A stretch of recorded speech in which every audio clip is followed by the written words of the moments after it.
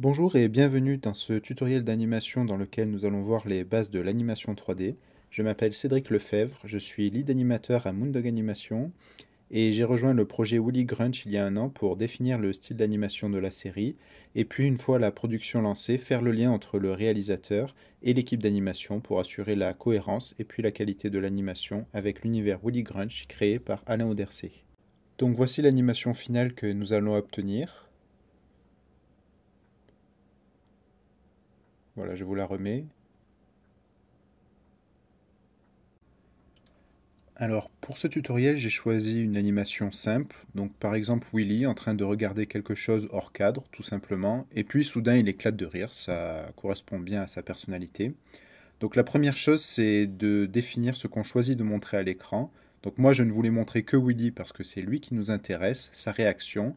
Et puis, ça laisse de la place à l'audience pour imaginer ce qui se passe hors champ. Et ensuite, comment rendre cette anime intéressante? Alors, tout revient au choix d'acting pour ne pas tomber dans les clichés.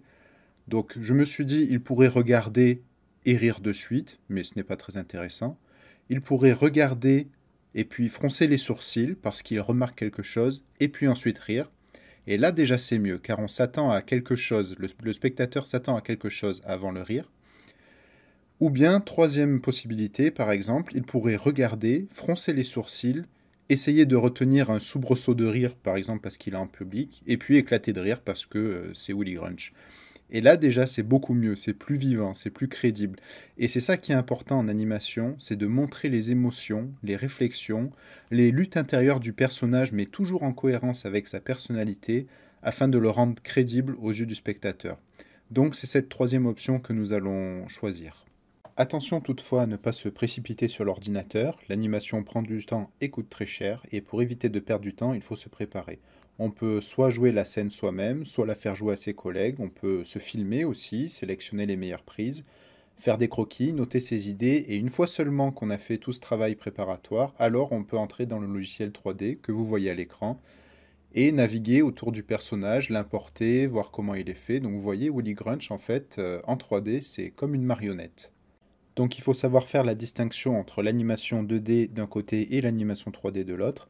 En 2D, les personnages et parfois même les décors sont dessinés de zéro à chaque nouvelle image, donc ça demande énormément de temps. En 3D, comme vous pouvez le voir, l'animateur ne dessine pas, il n'a pas de crayon, il utilise sa souris, son clavier et un logiciel de 3D sur son ordinateur qui lui permet de manipuler le perso 3D comme une marionnette, comme un marionnettiste le ferait avec sa marionnette.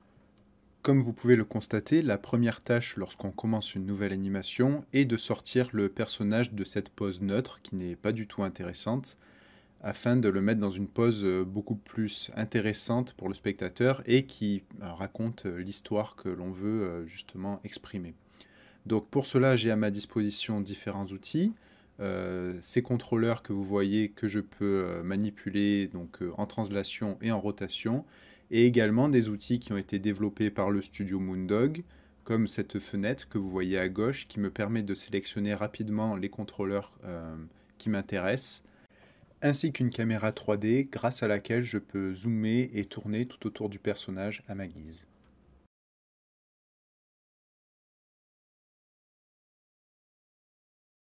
Comme vous allez pouvoir le constater tout au long du tutoriel, j'utilise fréquemment deux fenêtres.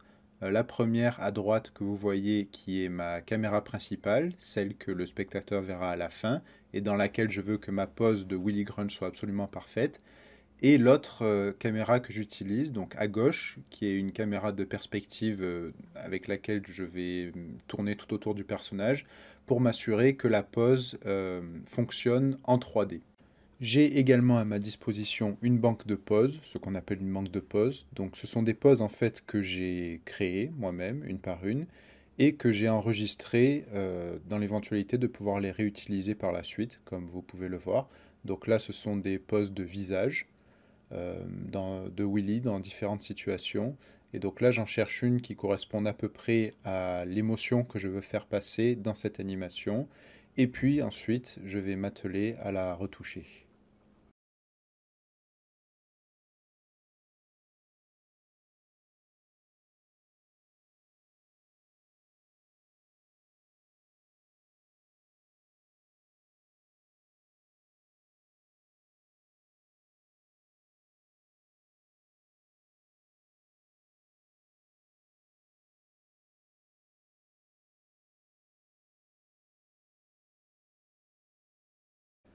En observant les BD et en discutant avec Alain Andersé, nous avons remarqué que Willy Grunch avait ce côté un petit peu loufoque que nous avons voulu traduire en particulier au niveau de ses yeux, en essayant d'avoir toujours l'un des yeux plus petit que l'autre. Donc c'est ce que je suis en train de faire actuellement, modifier la taille des yeux afin qu'ils aient ce côté un petit peu loufoque que nous cherchons tout au long de la série. Donc le but ici est vraiment de créer une pose qui soit intéressante et qui nous permette de deviner la personnalité et l'état d'esprit du personnage. Euh, c'est ce qu'on appelle une pose clé. Donc une pose clé, en fait, c'est comme si on avait une BD en face de nous et on essaye de décrire l'histoire qu'on veut raconter au moyen d'une seule image. Et si cette image fonctionne, donc c'est déjà un bon point de départ pour que l'animation finale fonctionne à son tour.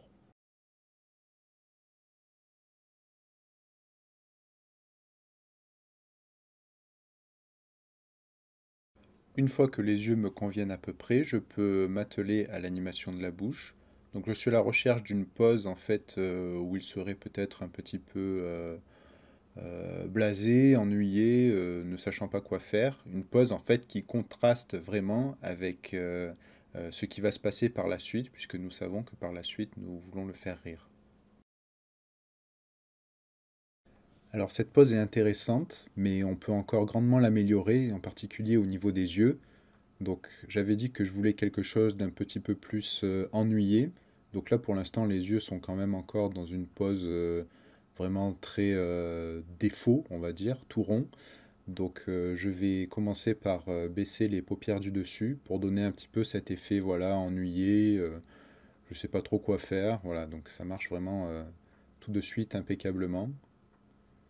Et vous voyez aussi que j'ai arrondi les sourcils du dessus pour leur donner une forme plus proche de celle de la BD. Et on a également la possibilité de plisser le front pour ajouter un petit peu plus de détails en fait à la pose. Donc là, nous nous retrouvons avec une pose intéressante où on voit clairement qu'il est ennuyé, mais on peut encore l'améliorer. Par exemple, en plaçant les mains de Willy derrière son dos. Donc c'est ce que je vais faire là. Voilà, donc simplement en fait pour lui donner ce côté encore plus ennuyé.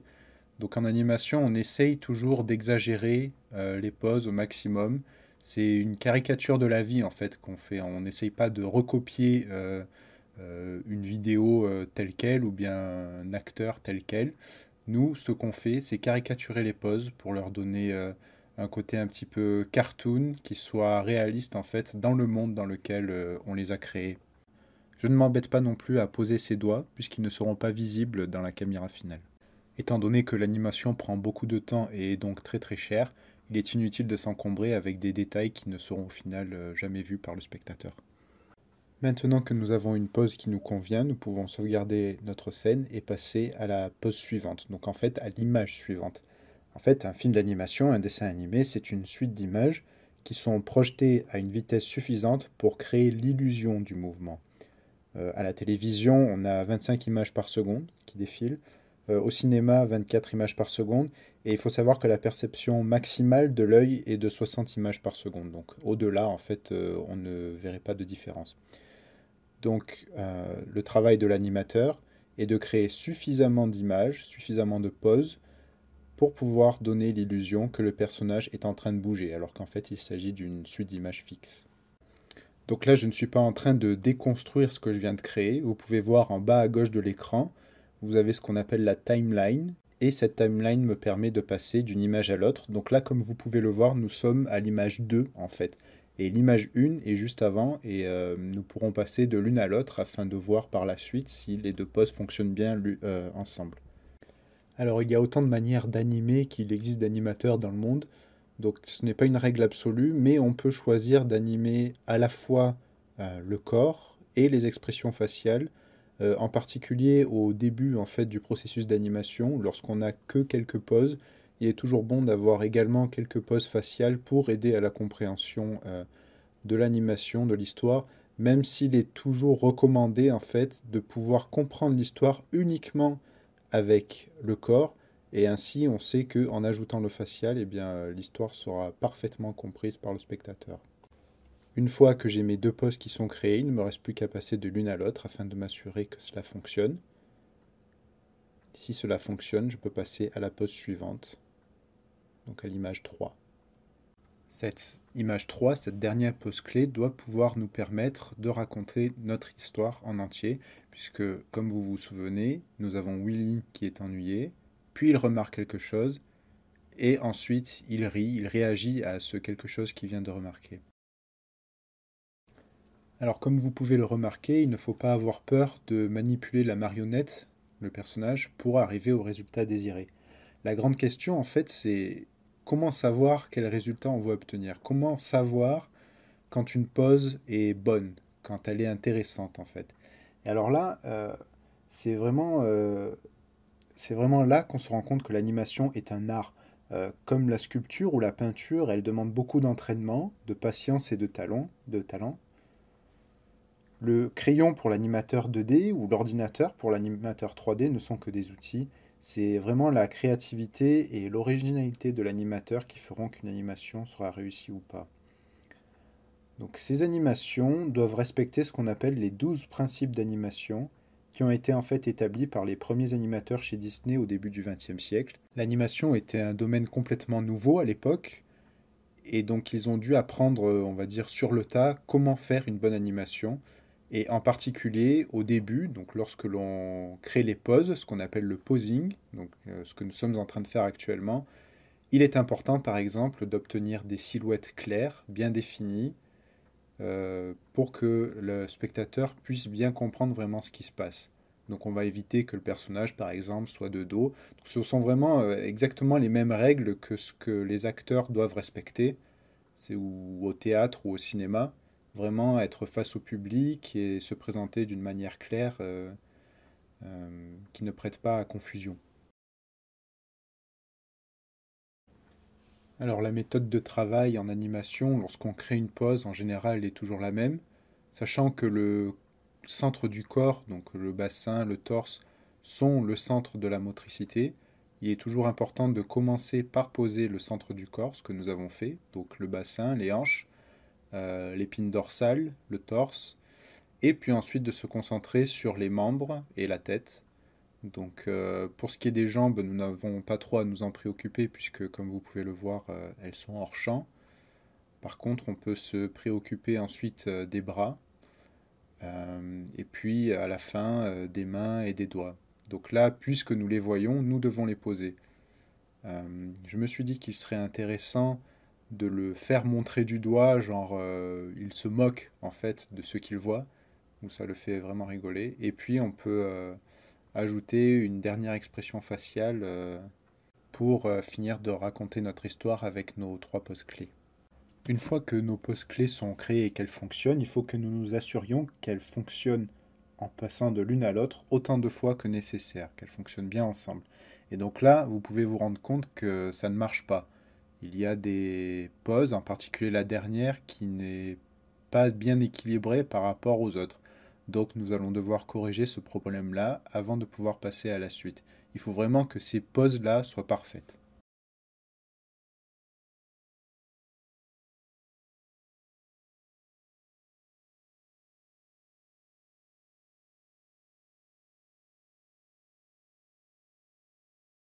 Une fois que j'estime que les poses clés fonctionnent bien entre elles, je me dis qu'il est temps de passer aux poses suivantes, c'est-à-dire aux poses de transition. Donc nous allons en fait décaler nos poses clés pour pouvoir insérer des poses intermédiaires. Donc ces poses en fait que nous allons insérer ne sont pas des poses clés au sens propre du terme telles que celles que nous venons de créer, mais bien des poses de transition en fait qui nous permettent de passer d'une pose clé à une autre pose clé.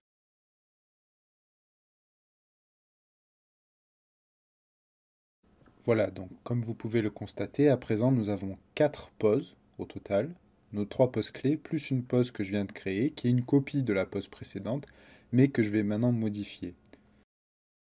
J'ai décidé de commencer par détailler le sursaut qu'il a lorsqu'il voit en fait cette chose hors écran, lorsqu'il réalise mais j'aurais pu tout aussi bien commencer par une autre partie de l'animation, cela n'a pas vraiment d'importance.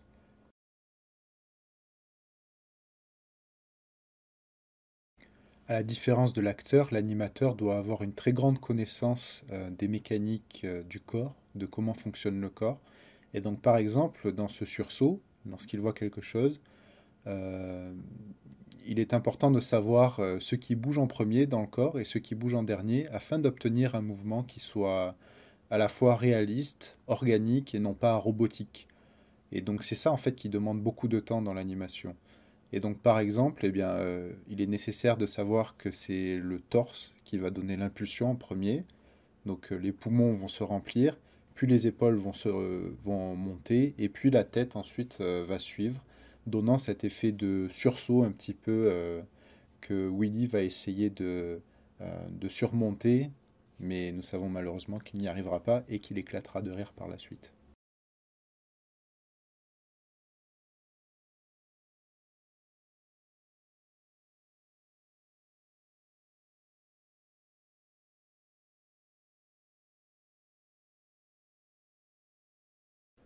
Alors, comme tout à l'heure, il ne faut vraiment pas hésiter à passer d'une pose à l'autre, d'une image à l'autre, pour nous assurer que les poses fonctionnent bien et que l'animation sera réussie. Donc une fois que nous voyons que nos poses fonctionnent à peu près, nous pouvons commencer à ajouter un petit peu plus de détails dans nos poses. Donc par exemple, que les mains suivent afin que les bras ne se tendent pas lorsque le torse bouge. Et donc nous voyons que cela fonctionne à présent. Maintenant que nous sommes contents de cette transition, nous pouvons passer à une transition suivante, comme par exemple le premier mouvement, lorsqu'il tourne la tête. Donc il faut savoir que tout a un poids dans ce monde physique, et la tête en a un également. Et donc l'un des principes d'animation qui a été établi par les premiers animateurs de Disney au début du XXe siècle, c'est que tout bouge en arc. Donc la nature n'aime pas les lignes droites, tout est arqué, et donc il est important par exemple de montrer que la tête a du poids lors de cette rotation qu'elle fait. Donc c'est ce que nous sommes en train de faire actuellement, et nous nous assurons au passage que le torse bouge aussi, puisque c'est normalement le torse en fait qui va initier le mouvement de la tête, hein. La tête ne peut pas vraiment bouger toute seule, ça paraîtrait un petit peu bizarre et le spectateur noterait tout de suite qu'il y a quelque chose qui ne va pas. Or, nous voulons vraiment que le spectateur soit dans l'histoire plutôt qu'il s'intéresse aux détails de l'animation et qu'il essaye de trouver ce qui ne fonctionne pas dans l'animation.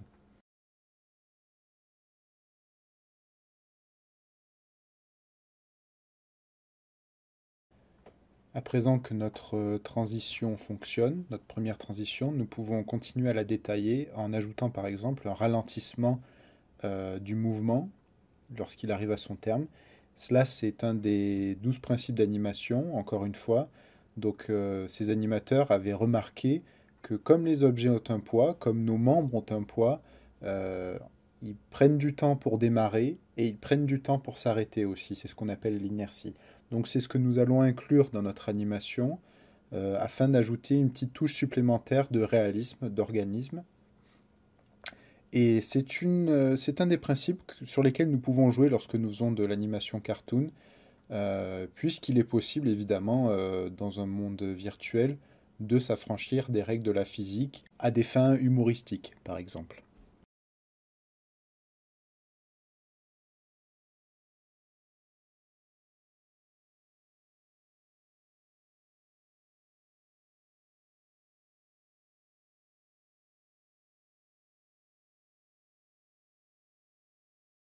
Je fais défiler mes poses une à une pour m'assurer qu'elles fonctionnent bien. Et si c'est le cas, alors je peux continuer à détailler mon animation, et en particulier le troisième mouvement, qui pour l'instant n'a toujours pas de transition. Donc ce mouvement est vraiment le mouvement le plus difficile, donc c'est probablement celui qui va me demander le plus de temps d'animation. Donc là, ce que je viens de faire, c'est comme en fait précédemment, je copie une pose et puis ensuite donc une de mes poses clés et ensuite je vais la modifier pour atteindre le résultat souhaité. Alors comme tout à l'heure, évidemment, on se retrouve avec des poses complètement fantaisistes, Hein, ça, c'est vraiment l'ordinateur qui crée des intermédiaires tout seul, qu'il va falloir, nous, ensuite, modifier pour obtenir le résultat que l'on désire. L'ordinateur, comme je l'ai dit tout à l'heure, c'est vraiment qu'un outil. Il ne sait pas du tout ce qui est intéressant aux yeux d'un humain. Et donc c'est vraiment le talent de l'animateur qui va faire la différence pour trouver des poses intéressantes.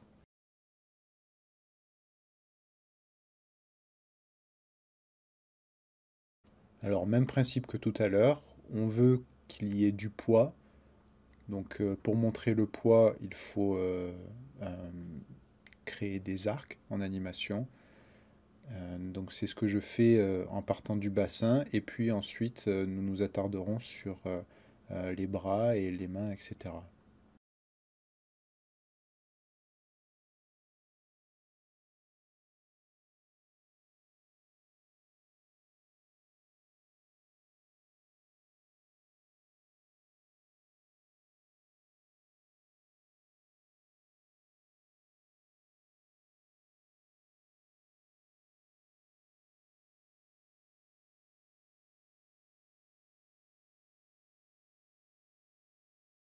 Voilà, maintenant que nous avons détaillé quelques transitions pour chaque mouvement, je peux à nouveau faire défiler toutes mes poses pour voir si tout fonctionne correctement. Et là, je vois que ça ne me plaît toujours pas là, sur cette pose de transition où il a le sursaut. Hein, il y a toujours un petit décalage de la tête là qui me gêne. Donc je vais retravailler ça, il faut vraiment pas hésiter.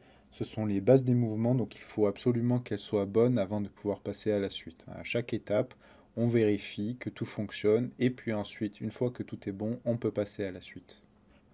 Il ne sert vraiment à rien de construire sur quelque chose qui n'est pas au point. Toujours dans cette optique d'obtenir les poses les plus parfaites et les plus intéressantes possibles, je me dis voilà que la silhouette de Willy pourrait être un petit peu améliorée en pliant légèrement le coude.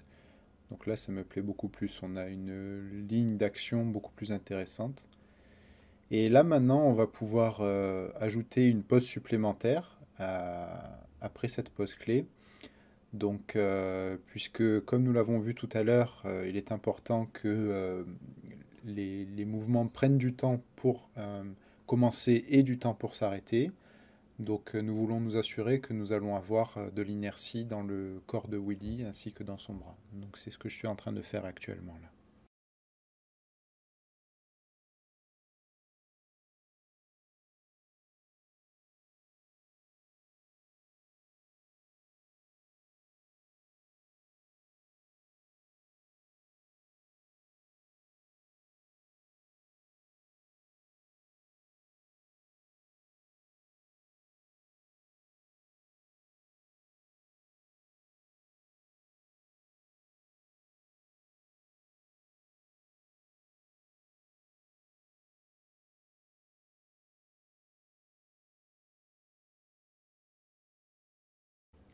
Alors, à présent que nous avons ajouté ces derniers petits détails, nous pouvons nous assurer à nouveau que tout fonctionne, donc une petite dernière vérification de routine où l'on fait défiler les poses une à une, comme tout à l'heure, et on s'assure vraiment que il y a un flot naturel entre les poses, que tout paraît organique, intéressant, qu'il y a suffisamment de détails.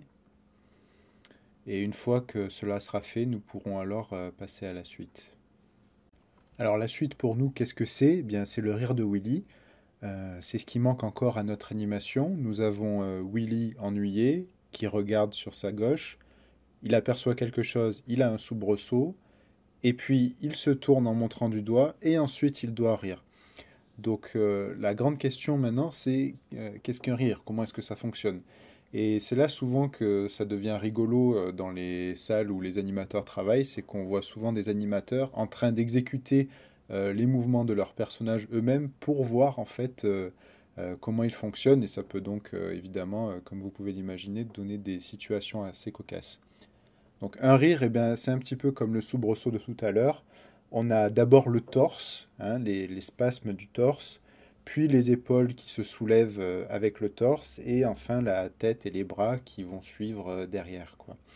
Donc on va travailler le premier spasme, le premier rire, et puis pour aller plus vite, ensuite on va le dupliquer, donc faire un bête copier-coller des poses que nous aurons créées plutôt que de les recréer une à une et de perdre du temps.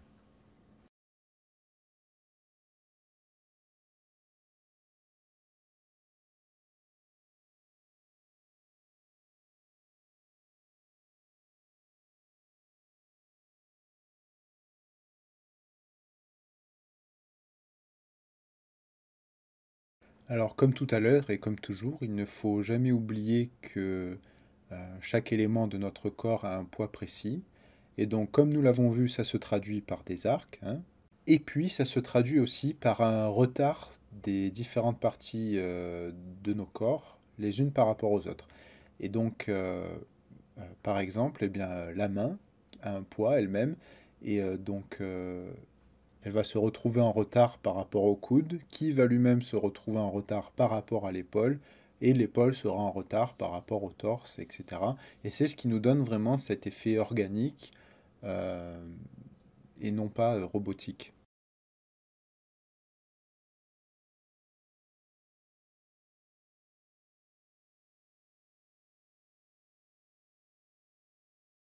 Comme tout à l'heure, n'oublions pas d'ajouter des accélérations et des ralentissements dans les mouvements. Au plus le mouvement sera détaillé en fait, et au plus il sera facile de le dupliquer et nous n'aurons pas à faire de travail supplémentaire avec les autres spasmes.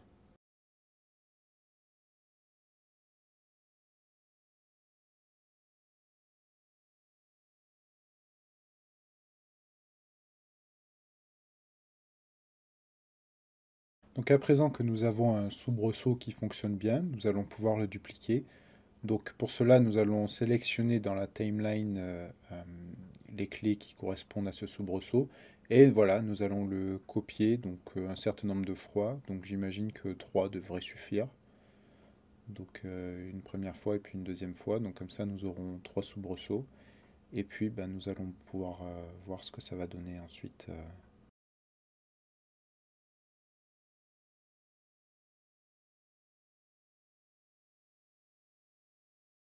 Je vérifie qu'il n'y a pas d'erreur dans mes poses, qu'elles ont bien été dupliquées comme il faut. Et ensuite, nous pouvons refaire à nouveau un contrôle général de toute notre animation en partant du début. On fait défiler les poses les unes après les autres pour voir si tout nous correspond comme il faut. Donc là, je retouche légèrement la tête encore. Et puis là, bah, je me rends compte quand même que ce dernier mouvement, avant le rire, là, ce mouvement où il se retourne, manque vraiment de transition. Donc on va quand même encore un petit peu détailler ce mouvement-là avant de commencer à entrer encore plus dans le détail, hein. Surtout ne jamais laisser l'ordinateur faire le travail à notre place. Nous sommes là pour indiquer à l'ordinateur qu'est-ce qu'il doit faire. Et c'est vraiment notre travail de nous assurer que toutes les transitions fonctionnent comme il faut avant de pouvoir passer à la suite.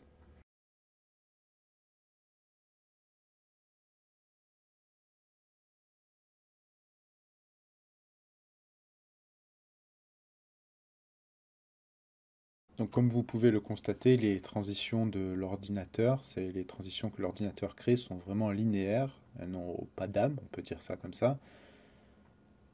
Donc c'est à nous de nous assurer, hein, comme toujours, que nous allons avoir des arcs et du poids. Et c'est vrai que c'est un travail assez fastidieux, hein, qui prend beaucoup de temps, mais c'est aussi une des parties les plus créatives du processus d'animation, puisque c'est là que nous allons vraiment créer l'essence de l'animation.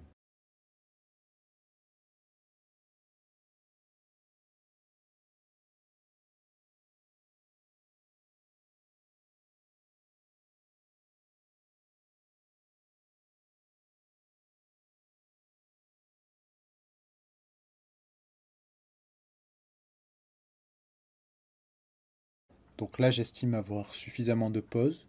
C'est toujours un peu difficile de savoir quand s'arrêter lorsque l'on fait un blocking. Euh,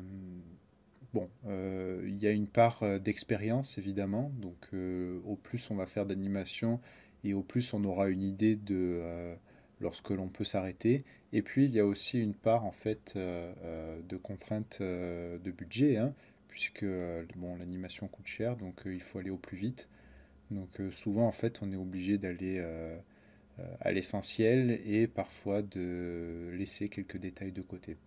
Donc là, l'étape suivante, en fait, est complètement différente. C'est ce qu'on appelle le timing. Donc nous avons créé un certain nombre de pauses là, et ces pauses maintenant sont toutes les unes à la suite des autres. Donc mon travail va consister maintenant à les espacer dans le temps afin d'obtenir des mouvements qui ne soient pas trop rapides. Donc là, une fois encore, c'est l'expérience à peu près qui va parler. Donc je sais, euh, pour avoir fait de nombreuses animations de Willy, je sais à peu près la vitesse à laquelle il bouge. Et tout en prenant en compte évidemment qu'il s'agit d'animation cartoon. Donc je vais pouvoir étaler mes clés, mes pauses clés et mes pauses intermédiaires le long de la timeline pour obtenir ces vitesses de mouvement dont j'ai besoin. Voilà, donc il ne me reste plus qu'à étaler les clés du rire sur la timeline euh, pour qu'il ne soit pas trop rapide. Et puis nous pourrons faire un visionnage à vitesse réelle, donc ça s'appelle une capture en fait. Et en fait, ce visionnage me permettra de savoir si la vitesse d'exécution des mouvements fonctionne ou bien s'il faudra corriger en fait, en gros, bah, l'espacement des clés sur la timeline. Donc ce visionnage à vitesse réelle, cette capture, c'est en fait une première vidéo que je vais créer de l'animation finale telle que les spectateurs la verront une fois terminée. Donc c'est très important en fait de pouvoir faire ce travail-là, ce visionnage à vitesse réelle, parce que c'est vraiment ce que les gens verront. Il est possible, si les machines sont suffisamment rapides, les machines sur lesquelles les animateurs travaillent, de pouvoir voir en temps réel, en fait, directement dans le logiciel, l'animation. C'est pas le cas pour moi, c'est vrai que ma machine est un petit peu âgée, là, elle a quelques années, donc je suis obligé de passer par cette étape de capture, en fait, on pourrait dire ça, une capture d'écran, pour voir si tout fonctionne correctement.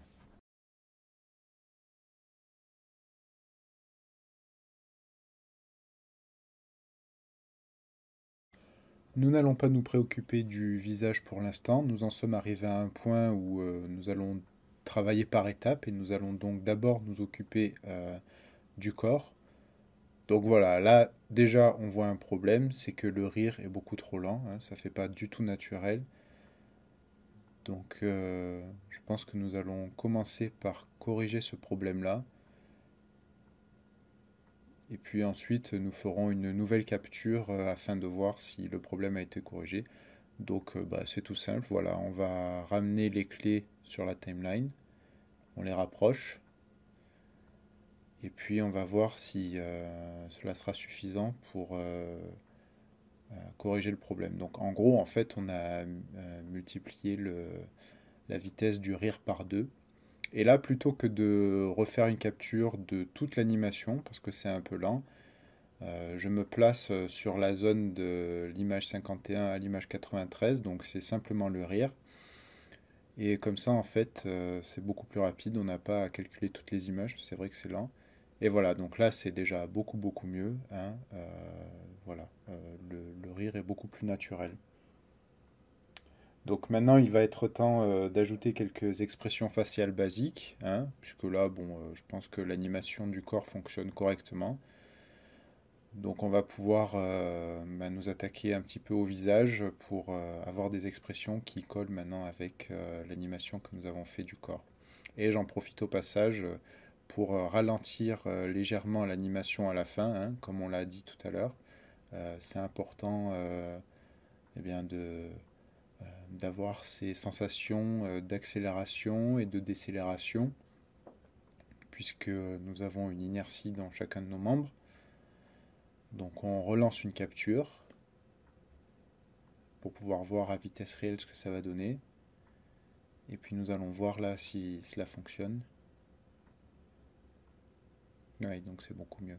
Donc maintenant nous allons pouvoir passer à l'animation faciale, en tout cas au moins l'animation basique. Donc en gros, ce que ça va être, eh bien, ça va être du posing de visage, hein. On ne va pas encore entrer dans le détail de ce qu'on appelle le polishing, donc c'est vraiment le, le détail très poussé, donc ce qui fait que l'animation va être vraiment belle. Donc là, on va commencer par le visage. Alors, le posing de visage, comment ça se passe? Bah, ça se passe exactement de la même manière que le posing du corps. Donc, nous allons créer des poses clés. Donc, ces poses clés vont raconter l'histoire, hein. Ce seront les poses les plus importantes. Donc, nous avons cette pose clé blasée, ennuyée que nous avions créée au début, ainsi que cette pose clé où il tourne son regard. Et puis nous allons recréer la pose clé du rire, qui va être à la fin. Et entre ces poses clés, ensuite, nous ferons plus tard les transitions lorsque ces poses fonctionneront bien les unes avec les autres. Donc là, nous ne les mettons pas côte à côte comme nous avions créé les poses clés du corps tout à l'heure, puisque maintenant que les poses ont été déplacées le long de la timeline, nous avons une idée à peu près assez précise, on va dire, de la vitesse à laquelle les éléments bougent. Et donc, nous pouvons placer directement nos poses faciales au bon endroit sur la timeline. À savoir que le visage en général fonctionne un petit peu en avance par rapport au corps. Donc lorsque nous réagissons à un événement, notre visage réagit et ensuite, on va dire une à deux images plus tard, c'est notre corps qui réagit. Donc c'est important d'introduire aussi ces éléments-là dans notre animation. Donc là, en fait, ce qu'il ne faut pas oublier, c'est que tous les muscles du corps sont connectés. Donc même si nous n'avons pas de vrais muscles en 3D au sens propre du terme, nous pouvons euh, simuler en fait cette connexion euh, en travaillant vraiment dans le détail chaque partie du visage. Donc que ce soit la bouche, les joues, les paupières et même les sourcils, et en ajoutant du retard aux parties, les unes par rapport aux autres. Donc de la même manière que nous l'avons fait pour le corps, nous pouvons avoir par exemple la bouche qui sourit, puis les joues qui se soulèvent en contraction parce que la bouche les pousse vers le haut, et ensuite les paupières qui sont soulevées parce que les joues poussent vers le haut, donc les paupières sont contractées, et les sourcils ensuite, donc ce qui crée en fait un effet organique très intéressant. Ensuite, nous pouvons voilà, créer cette dernière pose clé. Pour ça, j'utilise cette banque d'animation, là, cette banque de poses que nous avons vue tout à l'heure, qui me permet d'aller plus vite en production, donc de gagner du temps et donc de l'argent. Nous pouvons ensuite faire une nouvelle capture afin de voir si nos poses faciales fonctionnent avec l'animation corporelle. Surtout, n'hésitons pas à prendre notre temps pour voir vraiment les moindres défauts de l'animation. Donc là, vraiment, c'est beaucoup plus vivant. Ça prend une bonne tournure. Il pourrait peut-être avoir un peu plus de temps pour regarder. Là, bon, on se dit qu'il n'a pas vraiment le temps d'assimiler ce qu'il regarde. C'est un petit peu rapide là. Donc je pense que la prochaine étape, ça va être là voilà, d'ajouter un peu plus de temps. Donc il va s'agir vraiment de décaler les clés sur la timeline de cette partie-là. Donc c'est ce que nous allons faire. Donc on décale les clés du corps, et puis évidemment on n'oublie pas de décaler les clés du visage non plus. Hein, ce serait bête que le visage soit trop décalé par rapport au corps. Voilà, et on relance une nouvelle capture de toute l'animation. Et comme ça nous allons voir si le temps que nous avons ajouté pour assimiler en fait cet événement est suffisant ou pas.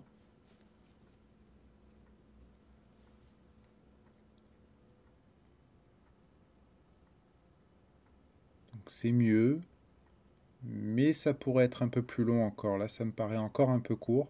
Après, c'est peut-être aussi une histoire de goût. Euh, mais je pense qu'il gagnerait à avoir un petit peu plus de temps vraiment pour réaliser ce qu'il est en train de voir avant d'exploser de rire. Et puis, donc, nous allons décaler ces clés encore une fois. Et puis ensuite, nous pourrons passer à la phase finale de l'animation, qui est vraiment le polishing. Donc voilà, on décale les clés. Voilà, ça devrait suffire. On n'oublie pas le visage. Et maintenant, nous allons pouvoir passer vraiment au polishing, qui est la dernière étape de l'animation avant d'avoir notre animation finale.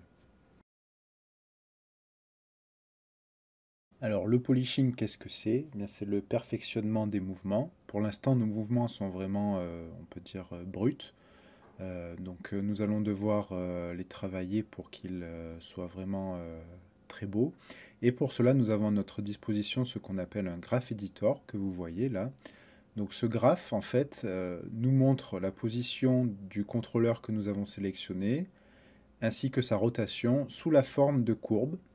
Et donc le travail de l'animateur à ce point-là et en fait revient en fait à manipuler les tangentes de chaque pose clé. Donc ce sont les petits points sur les courbes, représentent des poses. Donc manipuler les tangentes afin que les poses intermédiaires, donc celles qui sont créées par l'ordinateur, correspondent à ce que l'animateur veut. Donc une fois ce travail effectué pour un ou plusieurs contrôleurs, on refait une capture et on regarde ce que ça donne. Donc là, ça fonctionne beaucoup mieux, hein. On vient de travailler le contrôleur de la tête. Donc on sent bien le poids de la tête. Euh, bon, je pense que là, pour le niveau qu'on veut obtenir en série, ça fonctionne bien. Donc là, on va pouvoir matcher en fait l'animation du visage avec l'animation de la tête. Alors, qu'est-ce qu'on peut faire au visage pour le rendre plus vivant? Eh bien, il faut savoir par exemple qu'il est très fréquent que l'on cligne des yeux lorsqu'on tourne la tête.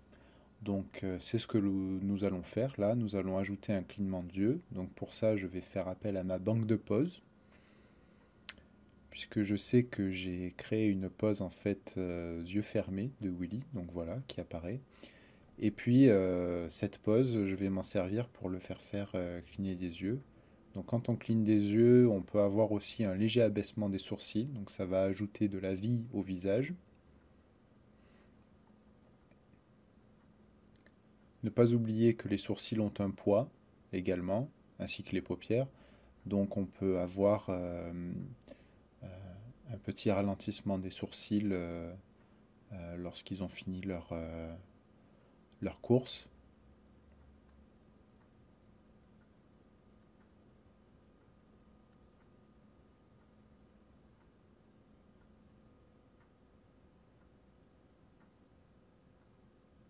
Voilà, donc je corrige les clés dans le graph editor de mes yeux. Je fais disparaître les pupilles et je les fais réapparaître au bon moment. C'est important qu'on évite qu'il y ait du blanc des yeux sans les pupilles, ou bien que les pupilles se baladent toutes seules, voilà, comme c'est le cas là sur la peau. Et maintenant, nous pouvons faire une nouvelle capture de notre travail pour voir si le clignement d'œil sur le mouvement fonctionne.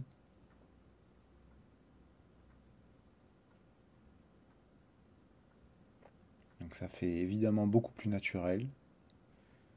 Donc nous allons pouvoir ajouter un peu plus de détails. Alors nous allons continuer notre travail de correction des yeux et en particulier des pupilles, hein, puisque nous avons remarqué qu'elles apparaissaient encore sur la peau. Voilà, donc on va les faire disparaître.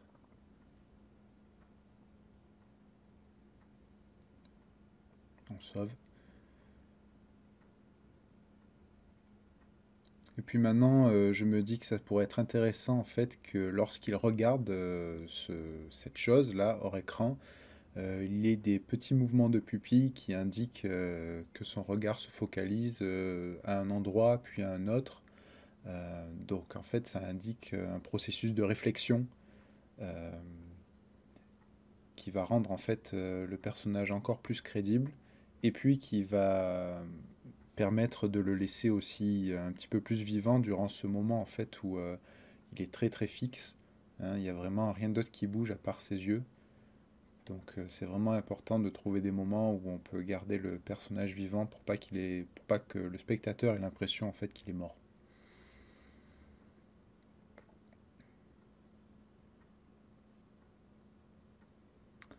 Ensuite, on peut s'attarder sur les décalages entre les différentes parties du visage, hein, comme les sourcils que je viens de faire. Donc les retarder un petit peu par rapport au reste du visage pour ajouter un petit peu plus de mouvement organique.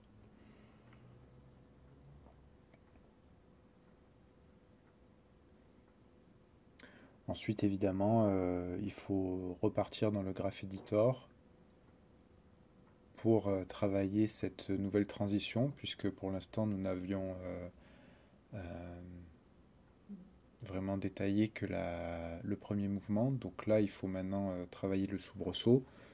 Donc s'assurer vraiment que chaque contrôle a des tangentes qui soient acceptables. Donc en fait, des courbes comme ça qui sont vraiment euh, polies, qui sont lisses, vont nous assurer que les mouvements seront vraiment agréables à regarder, bien fluides. Donc là, il est temps de faire une nouvelle capture pour voir si ce deuxième mouvement que nous avons corrigé fonctionne et le voir avec le premier mouvement aussi pour voir si les deux mouvements ensemble fonctionnent bien.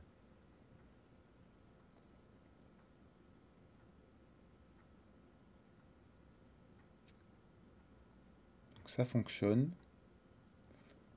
Mais le mouvement des pupilles, là, voilà, me paraît un petit peu rapide, un petit peu trop rapproché. Euh, je pense qu'on peut les éloigner l'un de l'autre. Ouais, ça sera plus intéressant.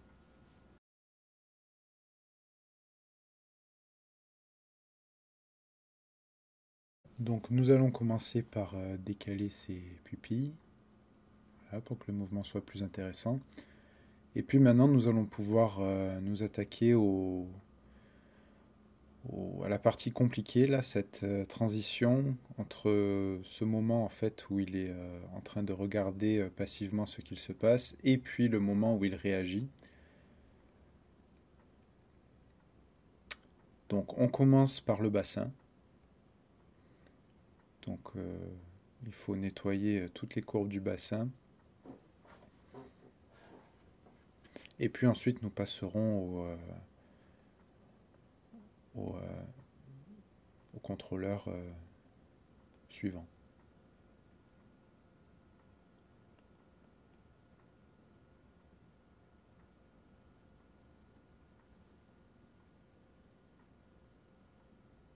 Voilà, donc c'est vraiment un travail de longue haleine. Une fois qu'on a nettoyé les courbes du bassin, on passe aux courbes de l'épine dorsale. Donc s'assurer que chaque tangente fonctionne comme il faut. Et puis ensuite, nous passerons à celle du torse. Même si elle n'est pas inintéressante, on peut dire quand même que c'est la partie la moins créative du travail de l'animation. Parce que c'est vraiment un travail de fourmi où il faut traquer le moindre défaut. Mais quelque part, la récompense, elle est là. Hein, c'est que l'animation, le niveau d'animation va augmenter d'une manière exponentielle. Et c'est vraiment ce qu'on recherche.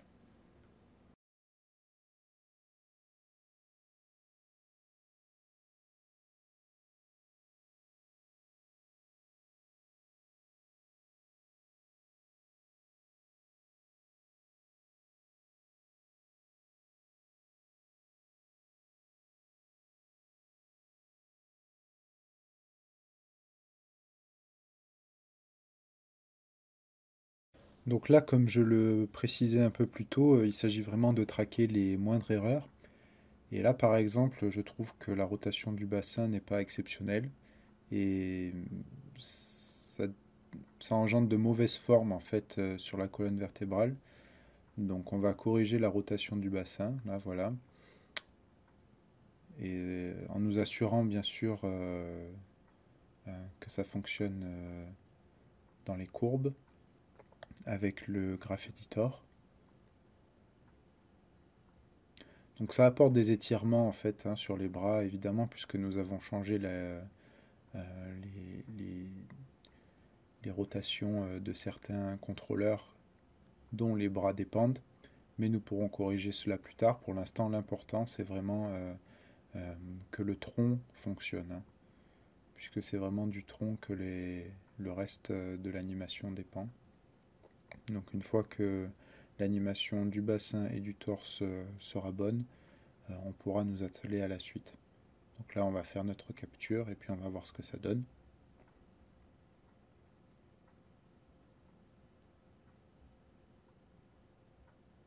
Et voilà, donc comme prévu, les bras ne fonctionnent plus, hein, il y a des étirements partout, mais ça on s'en occupera plus tard. La tête est un petit peu robotique, hein, c'est vraiment c'est très linéaire. Elle manque de retard, donc on a l'impression qu'elle n'a pas de poids en fait. Et bon, la tête de Willy Crunch est quand même un petit peu grosse, donc ça serait pas logique qu'elle ait pas de poids. Et puis c'est quelque chose aussi qu'on a fait dans la série. On s'est assuré qu'il y aurait toujours un retard assez visible sur la tête pour ajouter un petit peu de vie au personnage et puis un petit peu de style aussi à l'animation. Donc c'est ce qu'on va faire maintenant, hein, au moyen du Graph Editor et puis des clés qu'on a déjà créées. On va ajouter du retard à la tête tout en s'assurant qu'il n'y a pas d'intersection avec le torse. Par exemple ici, voilà, on décale la tête si besoin en translation, le spectateur ne le verra pas, donc du moment qu'il ne le voit pas, on peut tricher de toutes les manières possibles et imaginables pour obtenir le résultat désiré.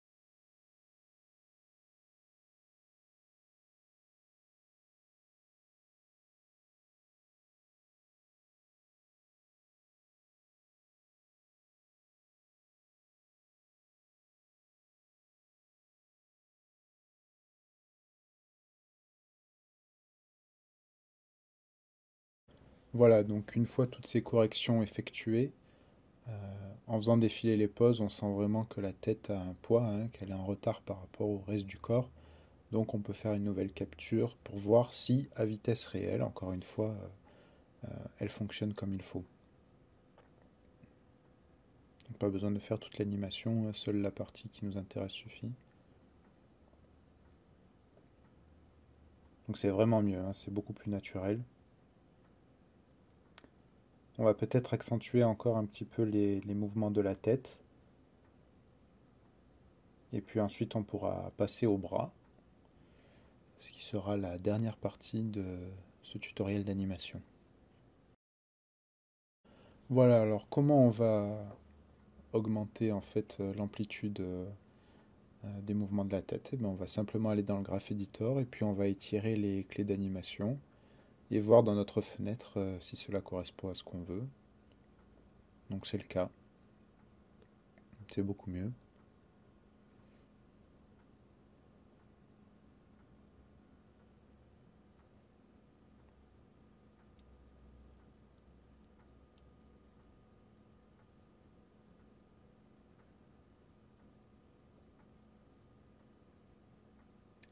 Donc on va pouvoir passer au bras maintenant, hein.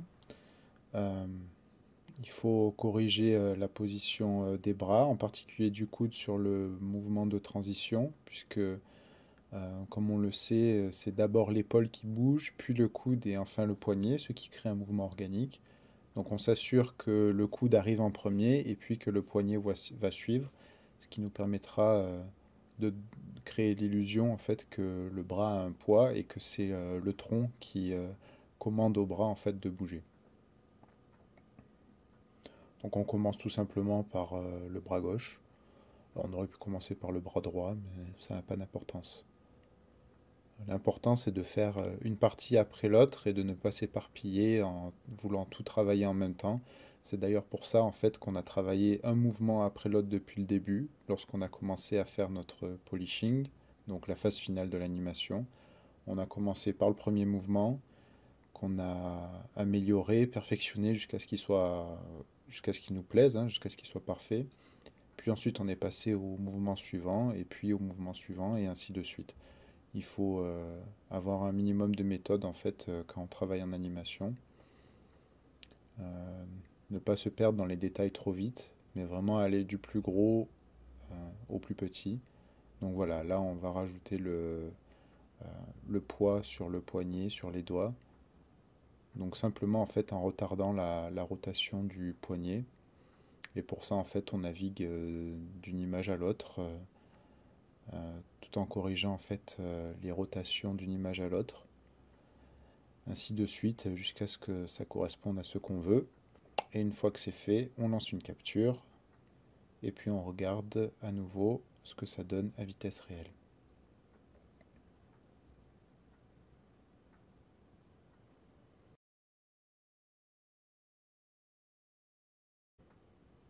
Donc ça marche vraiment bien.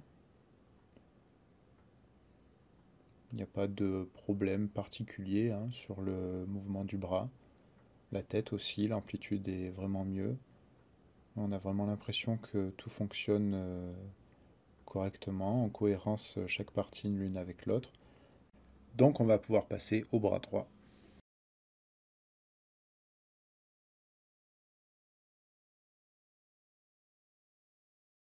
Voilà, donc comme on peut le constater, il y a encore beaucoup d'étirements dans le bras droit. Donc on va régler ces problèmes,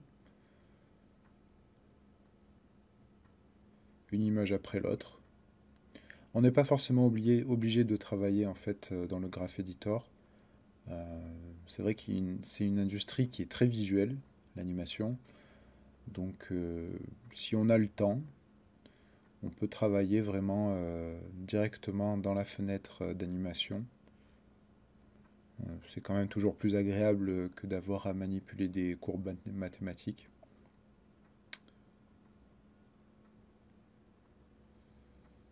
Donc là, en fait, mon plus gros problème, c'est le coude ici. Euh, on voit qu'il fait un petit peu n'importe quoi.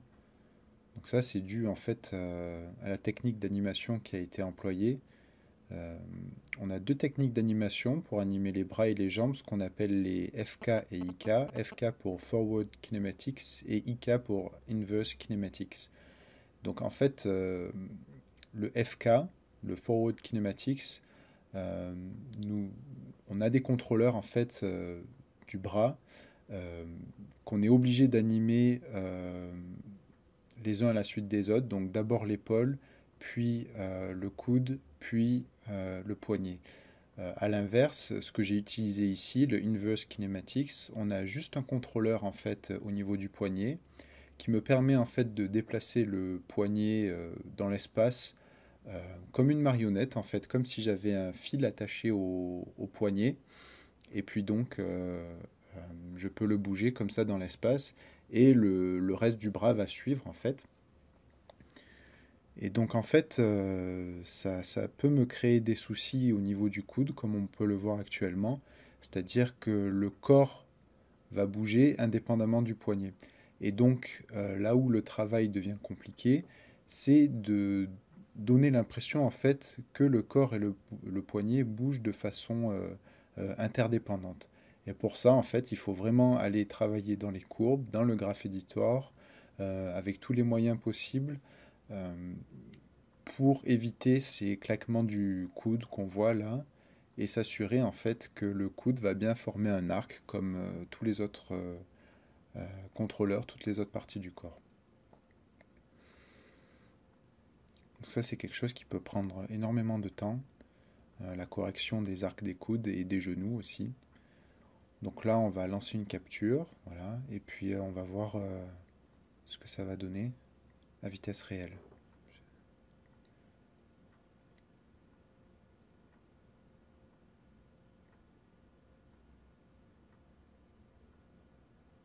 Donc c'est pas mal. Mais comme on peut le voir là, image par image et puis à vitesse réelle, bon, le coude fait un mouvement qui n'est pas très très joli. Alors c'est vrai que le spectateur va regarder principalement en fait la tête et le poignet, le poignet gauche, puisque c'est ce qui bouge le plus en fait, hein. Euh, mais bon, le travail de l'animateur, c'est quand même de peaufiner chaque partie du corps pour s'assurer que le spectateur va vraiment regarder là où on veut qu'il regarde.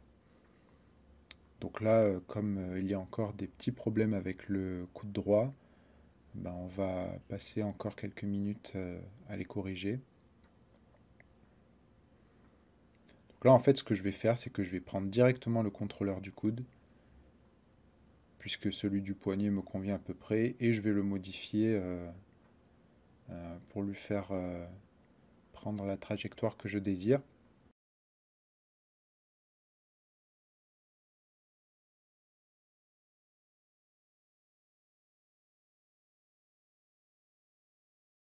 Voilà, donc une image après l'autre, on corrige la trajectoire pour s'assurer que ça va former un arc à peu près correct. Et c'est pas très grave si ça étire l'avant-bras ou la partie supérieure du bras. Comme ça reste assez minimal, personne ne le remarquera en fait. Ouais, c'est vrai qu'il faut toujours essayer de garder des proportions euh, correctes tout le long de l'animation, sans trop de fantaisie. Voilà, donc là, bon, ça fonctionne très très bien. C'est suffisant pour ce qu'on veut obtenir. Donc là, maintenant, on peut aller fignoler les derniers détails de l'animation. Donc ajouter du retard sur la mâchoire, par exemple, lorsqu'il rigole, hein, puisque bon, la mâchoire a un poids, elle aussi, euh, même si elle fait partie de la tête. Donc on peut y ajouter un petit peu de vie, en fait, en la retardant par rapport au mouvement de la tête, en particulier sur le rire, ça sera très visible. Donc le rig créé par Jean-Marc Eben est très bien fait, donc lorsqu'on bouge la mâchoire, ça bouge aussi la lèvre supérieure. Donc ça c'est vraiment très bien. Ça nous évite du travail supplémentaire. Et puis ensuite, on va ajouter encore du retard, cette fois-ci euh, sur la tête et sur son étirement. Donc ça, c'est quelque chose, un effet très cartoon qu'on a voulu ajouter dans la série. Euh, alors ça fait très bizarre comme ça, je le reconnais, mais lorsque c'est lu à vitesse réelle, ça ajoute un effet vraiment très fluide à l'animation, très intéressant.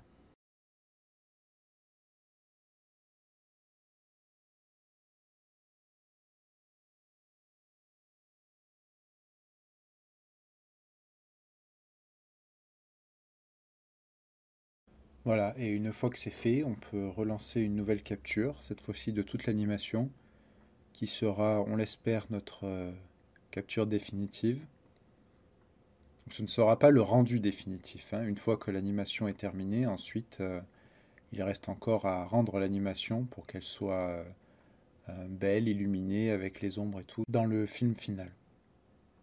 Voilà, donc c'est terminé. Je vous remercie d'avoir suivi ce tutoriel d'animation et d'avoir contribué à la création de cette série. Merci à vous.